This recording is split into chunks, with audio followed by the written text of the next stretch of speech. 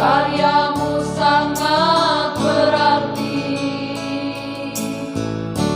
memberi dorongan bagi pendidik bangsa.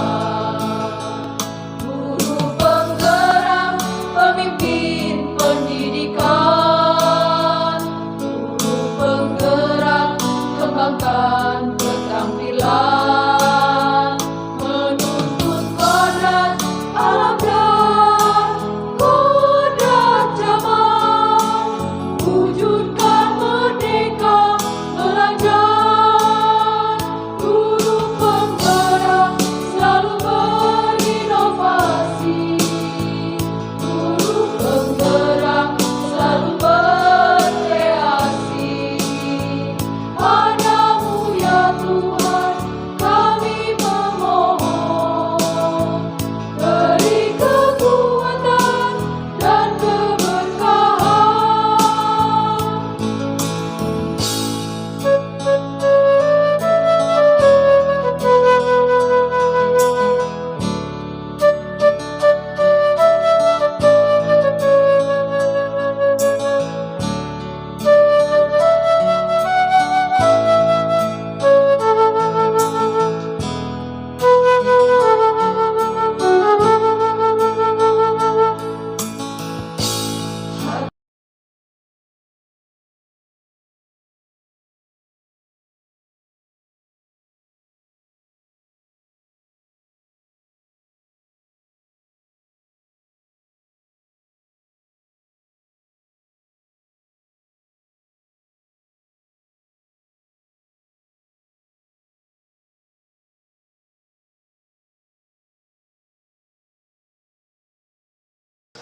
Ya, baiklah Bapak Ibu, terima kasih atas waktu yang telah diberikan untuk kesempatan hari ini. Sebelumnya saya ucapkan dulu Assalamualaikum warahmatullahi wabarakatuh.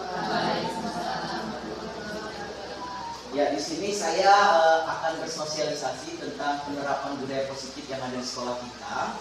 Tapi sebelum saya ingin menyampaikan apa yang ingin saya kembangkan di sekolah ini, di sini saya terlebih dahulu akan menjelaskan dulu apa itu tentang budaya positif. Mungkin di sini ada teman-teman atau bapak ibu guru yang sudah paham tentang budaya positif dan ada sebagian juga yang belum ya.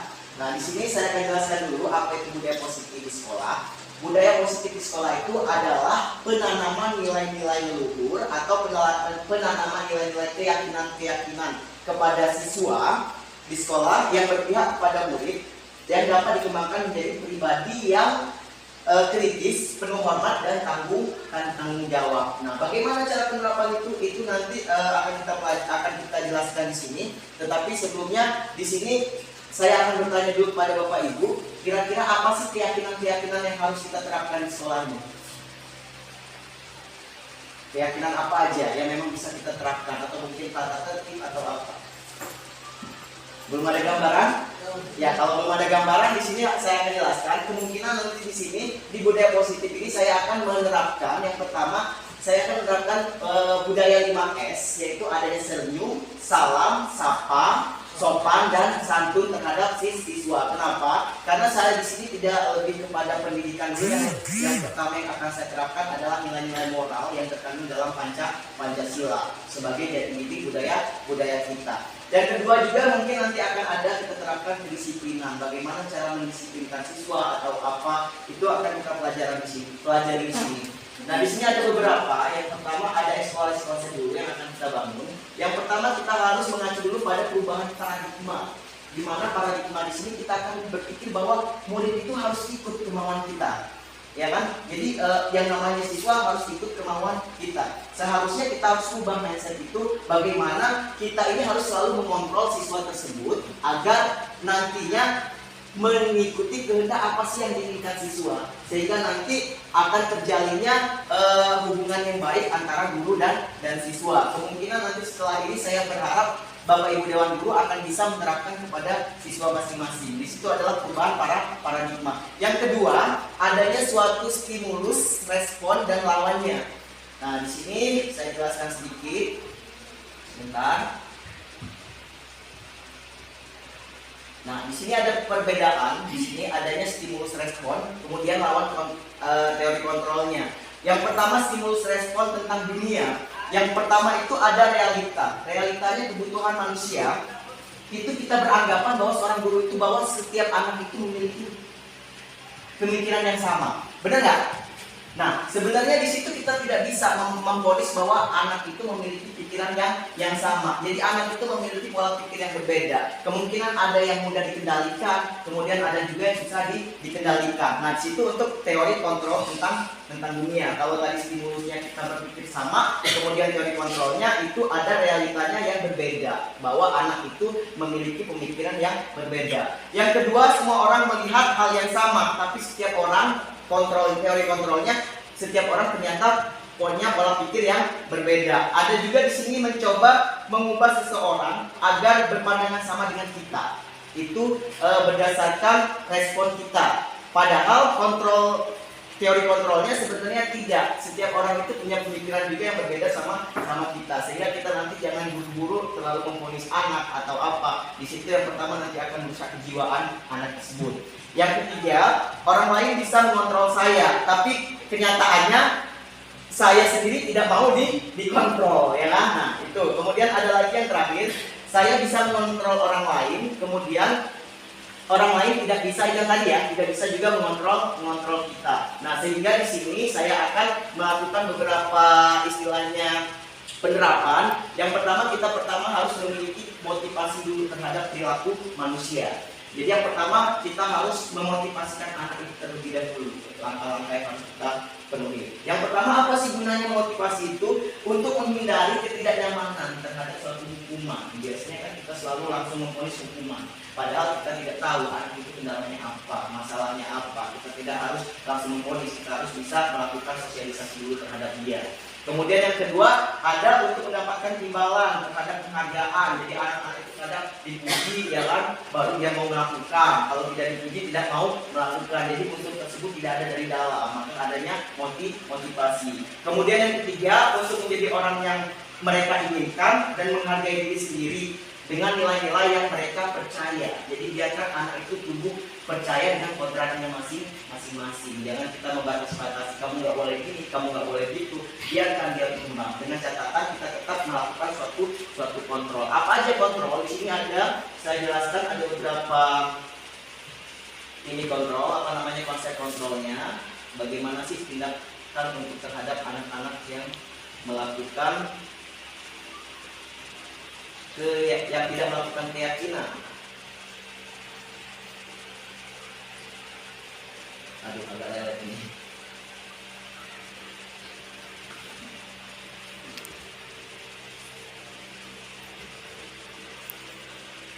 Bentar ya, Bapak Ibu. Nah, di sini ada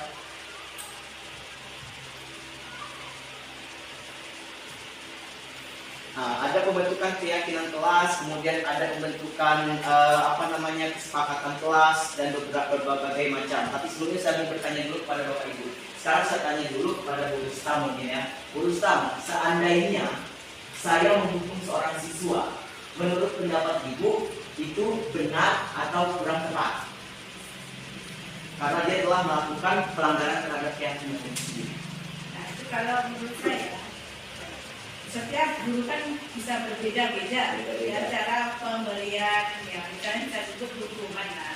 Iya. Boleh kalau hukuman itu masih sewajarnya aja, kalau menurut saya itu yang Sewajarnya, jadi boleh ya. Kalau Bu Reni gimana pendapat Bu Reni?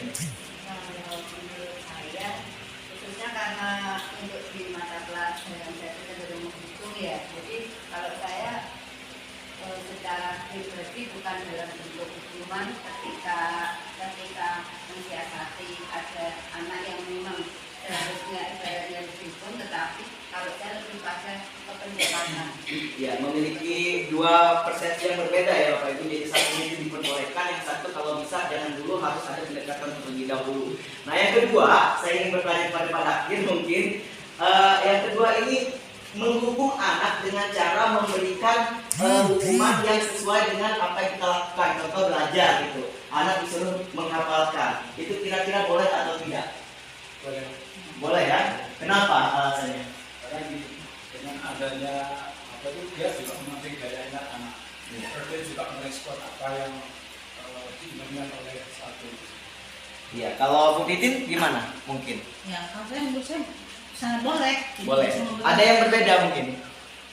Bu Reni mungkin Justru harusnya dengan Tidak berkota. pelajarannya ya. boleh. Oke, berarti sama ya, berarti boleh. Tapi di sini ada pertanyaan lagi yang ketiga, memberi reward atau nilai yang besar kepada seorang anak itu menurut Bapak Ibu kira-kira itu baik atau tidak terhadap anak itu sendiri?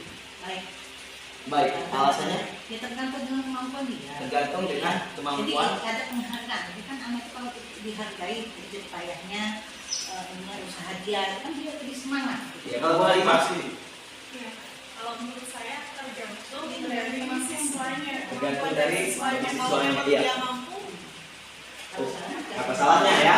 Oke, di sini saya jelaskan lagi, kita kembali ke budaya positif tadi adalah suatu perubahan yang memang merupakan suatu kebiasaan terhadap keyakinan. Jadi keyakinan itu Bapak Ibu sebenarnya tidak langsung, tapi semuanya itu melakukan suatu proses, ya. Sehingga di sini kalau bisa kita jangan dulu melakukan suatu yang namanya tindakan yang berupa hukuman atau konsekuensi, tetapi di sini kita harus melakukan pendekatan terlebih dahulu. Di mana yang pertama kalau kita melakukan hukuman nanti kejiwaan anak itu menjadi takut atau apa gitu ya kan. Maka kita lakukan pendekatan dulu, kemudian ini nanti kebiasaan-kebiasaan itu jika kita pupuk terus nanti di situ akan menimbulkan kesadaran langsung dari diri anak tersebut. Tapi kalau kita dengan cara memberi dia hadiah, kemudian menghukum dia langsung, di situ nanti dia seolah-olah melakukan tindakan yang baik itu karena takut dihukum, ya kan? Kemudian yang kedua, dia dapat belajar giat karena dia dapat pujian, dapat reward, dapat hadiah, ya kan? Nah, di sini kalau bisa kita melakukan suatu perubahan paradigma tersebut. Apa aja cara-cara kita melakukannya? Di sini kita adanya suatu restitusi, yang namanya restitusi atau yang disebut dengan segitiga restitusi, di mana pembentukan yang pertama itu kalau bisa anak tersebut kita harus memahami dulu kebutuhan mereka masing-masing. Di sini ada segitiga restitusinya. Yang pertama, kalau bisa anak itu dibuat merasa bersalah terhadap diri dia, jadi dia langsung yakini bahwa perbuatan ini salah, gitu ya kan. Sehingga di situ kita butuh yang namanya segitiga restitusi, di mana kita harus memberikan solusi dulu terhadap anak tersebut. Kamu kenapa sih terlambat? Kamu kenapa sih nggak ikut belajar? Kalau dia udah menjawab pertanyaan-pertanyaan dari kita, maka dia akan kita sebagai guru pemantaunya kita harus berperan, di mana kita harus memberikan solusi terhadap jawaban anak tersebut. Kalau kamu memang terlambat karena jauh tempat, harusnya seperti ini, harusnya seperti itu. Jadi kita harus ada kontrolnya. Istilahnya harus ada pandangan dulu terhadap anak tersebut. Tujuannya apa? Biar anak itu jadi senang, dia diperhatikan, istilahnya seperti itu. Begitu juga pembuatan suatu reward tersebut. Nah, kalau bisa nanti kalau bisa kita harus adanya suatu pendekatan terlebih dahulu, memberikan solusi. Yang ketiga itu kita harus sebelum melakukan pembelajaran harus adanya suatu yang namanya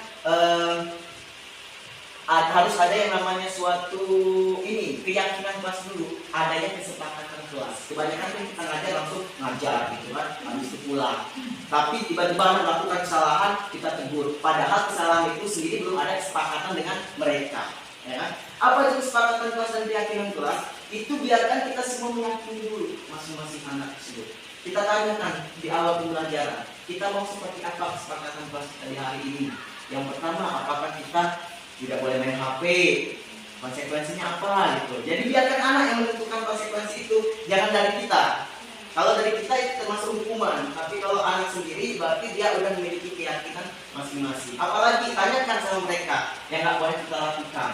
Nah, ditanyakan dulu. Setelah kesepakatan kelas itu udah sama-sama kita yakini, insya Allah nanti anak tersebut akan takut untuk berbuat. Jadi istilahnya dia takutnya bukan karena takut kita marah, tapi dia takut melanggar suatu kesepakatan yang telah kita buat. Nah, itu adalah yang disebut dengan budaya positif. Nah, di dalam karena kita sudah mempelajari budaya positif tersebut, di dalam hal ini silakan Pak Mas Pak. Di dalam hal ini, di sini saya akan mencoba Bapak Ibu untuk menerapkan beberapa budaya positif. Saya juga menerapkan tentang disiplin dulu. Yang saya terapkan yang pertama adalah tentang penerapan budaya senyum salam sapa. Saya mengajak Bapak Ibu semua yang pertama ketika datang ke sekolahan kita harus menerapkan yang namanya di gerbang itu kita salaman tangan, kemudian tegur sapa yang baik, kemudian ucapan selamat pagi. Nah itu aja dulu. Kemudian di awal belajar juga di kelas kita melakukan seperti itu. Saya kemarin sudah mulai mencoba. Saya lihat tayangan video ternyata bagus, ya kan? Jadi di sini saya mengajak. Kemudian yang kedua, pulangnya pun begitu. Jadi walaupun jam pertama kita lakukan, jam ketiga keempat nggak usah, tapi kita lakukan nanti pada saat pulang sekolah. Jadi menciumi tangan seorang guru. Jadi di situ menumbuhkan moral-moral terhadap nilai-nilai leluhur kita kepada seorang siswa. Yang kedua juga di sini saya mengajak Bapak Ibu sebelum memulai pembelajaran, kalau bisa kita melakukan dulu suatu kesepakatan kelas. Seperti saya tadi telah melakukan kesepakatan kelas. Nggak harus kesepakatan kelas itu sama antara hari ini dengan besok. Ya, mungkin besok berbeda. Karena kadang kita belajar juga kadang di kelas, kadang juga di luar, ya kan? Jadi semuanya itu kita harus menyesuaikan situasi dan kondisinya. Kemudian yang ketiga, saya juga mengajak Bapak Ibu guru dalam ketaatan kita beribadah. Jadi kalau bisa ibadah kita harus tetap dijalankan. Jadi kita nggak perlu menghukum anak, tapi kita memberikan satu kesadaran aja dulu. Apa sih tujuan sholat kepada mereka biar mereka lebih paham. Bagaimana? Jelas Bapak Ibu? Jelas. Nah, ini kira-kira kalau kita terapkan di sini kira-kira baik nggak Bapak Ibu? Baik. Ya. Kira-kira berarti di sini saya minta untuk kedepannya ada kita terapkan budaya seperti itu. Kita tidak usah muluk-muluk dulu, kita terapkan hal-hal yang seperti itu dulu. Ada yang ditanyakan? Ya, kalau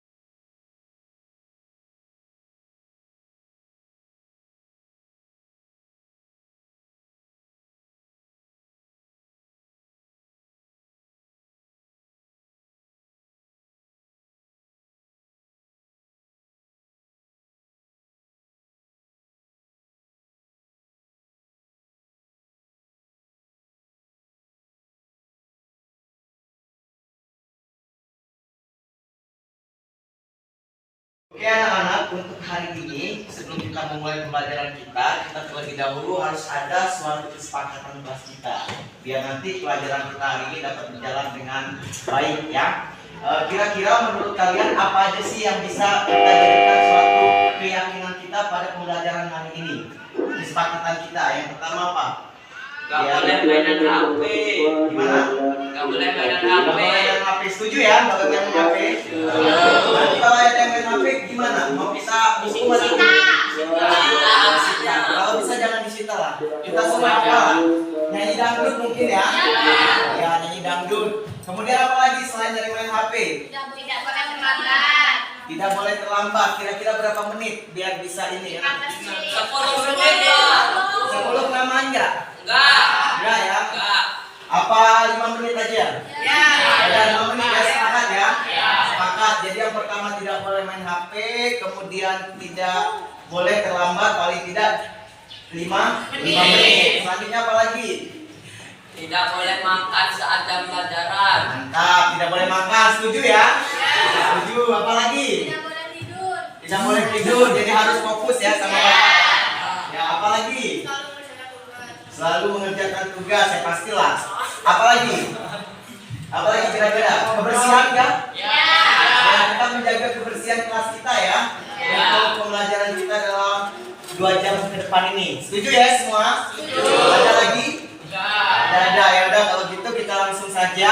Diingat kesepakatan kelas kita hari ini. Jadi jangan ada yang melanggar. Keyakinan yang udah kita sepakati. Setuju ya? Setuju. Oke, kita mulai pembelajaran. Oke, Pak, langsung.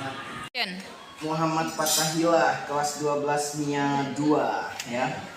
Di sini di catatan Bapak kamu sudah 3 kali terlambat masuk sekolah, betul ya? Betul. Iya, 3 kali terlambat masuk sekolah. Kamu meyakini nggak peraturan sekolah itu seperti apa?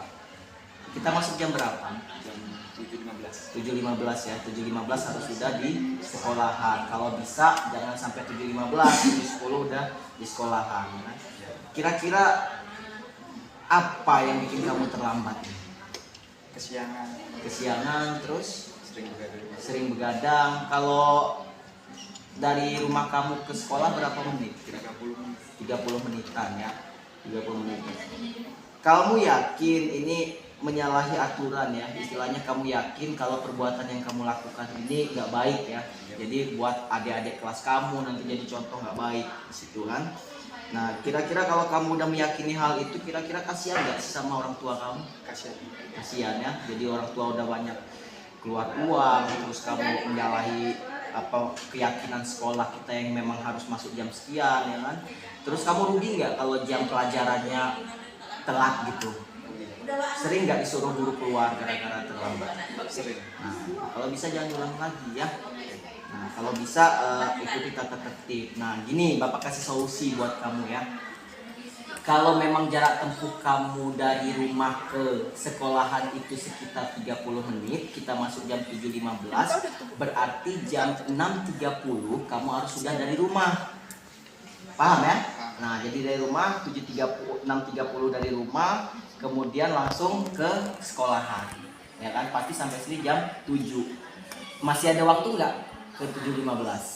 Masih. Di situ kau bisa mempersiapkan. Jadi belajar bisa. Karyamu sangat berarti. Dan di sini juga solusi dari Bapak kalau bisa jangan tidur malam-malam. Memberi dorongan bagi penyelidik bangsa. Penggerak pemimpin pendidikan, penggerak kekangkan keterampilan, menuntut kodrat alam dan kodrat zaman, wujudkan merdeka kerajaan. Guru penggerak selalu berinovasi, guru penggerak selalu berkreasi.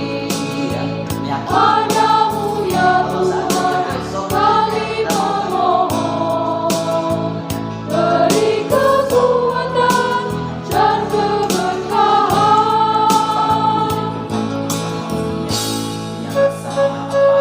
Bersalah. Kamu di situ merasa bersalah. Kalau bisa kurangi ya. Kalau hal-hal yang bersifat tidak baik, kamu sudah dewasa, jadi kamu harus bisa membedakan mana yang baik dan tidak. Ya kan? Bisa disiplin lagi ya. Kalau kamu disiplin, insya Allah pembelajaran kamu bisa. Hati dan jiwa Kenapa tidak terpanggil, memberikan kamu suatu konsekuensi atau apa? teguh Jelas menyatu kesadaran terpadu, suatu tempatnya ada lebih baik. bergerak berkarya, Kelas bersama mereka kemudian lanjutkan lagi Bapak berikan kemudiannya. hadirmu sangat dinanti, karyamu sangat berarti, Warahmatullahi wabarakatuh. Nama saya Ibu. memberi SMA Negeri 1 Anak Pendapat saya mengenai sosialisasi budaya positif yang disampaikan Bapak Suri tadi, saya setuju jika budaya itu diterapkan di sekolah. Kami khususnya kami di instansi